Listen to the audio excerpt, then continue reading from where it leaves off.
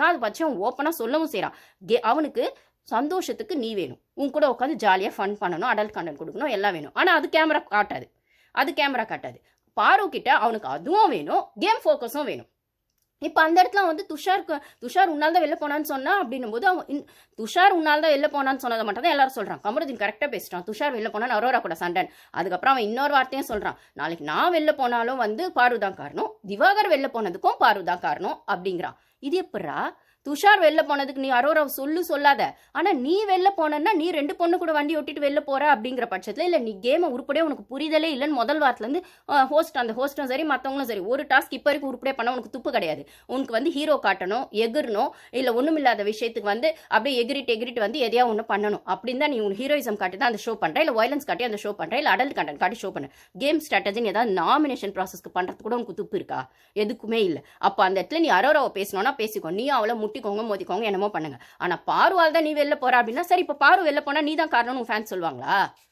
நான் கேட்குறேன். இப்போ பாரு வெளில போனா எங்க கமருதீனால் தான் பாரு வெளில யாரை சொல்லுவாங்களா? அவங்கவுங்க வெளில போனதுக்கு அவங்கவுங்க தான் காரணம். அப்போ துஷார் வெளில போனதுக்கு காரணமா இல்லைன்னு நீ பேசிக்கோ, அவ டிசைட் பண்றா, இல்லை துஷாரை கூப்பிட்டு வச்சு கேட்டுக்கோங்க உள்ள வரும்போது. ஆனா கமருதீன் வெளில போனா பாரு காரணமா, திவாகர் வெளில போனா பாரு காரணமா?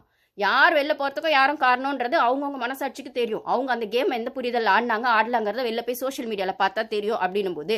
ஆனால் அப்போ பாரு, அப்போ நீ வெளில போனால் பாரு தான் காரணம் நான் அரோராகிட்ட சொல்கிறேன். அப்போ நீ வெளில வாய்ப்பு இருக்குது, பாரு கூட பழகினா ஏன்டா பழகுற?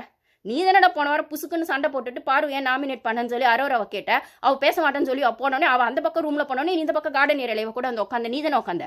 அப்பயும் பாரு சொன்னால, நீயா நினச்சா வந்து பேசுகிற, நீயா வேணான்னு சொல்கிறேன், நீ தான் கேம் அஃபெக்ட் ஆகுதுன்னு சொன்னால் நான் டிஸ்டர்ப் பண்ணேன். அவன் வினோத்தும் சொன்னான் போன வாரமே, நீ அவங்ககிட்ட சொல்லிட்டியா கமர்கிட்ட கேம் டிஸ்டர்ப் ஆகுது நான் பேச மாட்டேன்னு சொல்லிட்டேன், இல்லை இனிமேல் தான் சொல்லணும்னு சொன்னால் அவகிட்டையும் சொல்லிட்டான். அவனும் பேசாமல் தான் ஒரு வாரம் இருந்தான். அப்போல்லாம் நீ 2 வாரம் அந்த அரோரா வாழை பிடிச்சிட்டு தானே தெரிஞ்ச.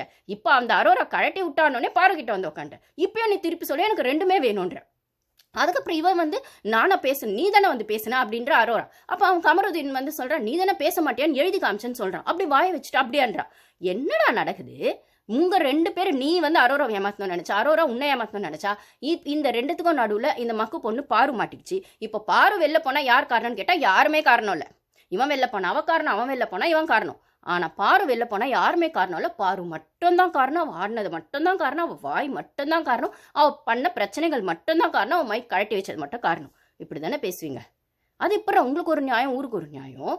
உங்களுக்கு வந்தால் ரத்தம், மற்றவங்களுக்கு வந்தால் தக்காளி சட்னியா? அப்படியே கூசாமல் சொல்கிறான் அவன் கமருதீன். அப்படி அவ்வளோ சண்டை, அப்படியே ஒரு ப்ரொமோலாம் காட்டுறாங்க, அவ்வளோ சண்டை அரோரா கமரு. அப்போ அடுத்த நிமிஷம் சிரிக்கிறான். இந்த இடத்துல வினோத்தே கொஞ்சம்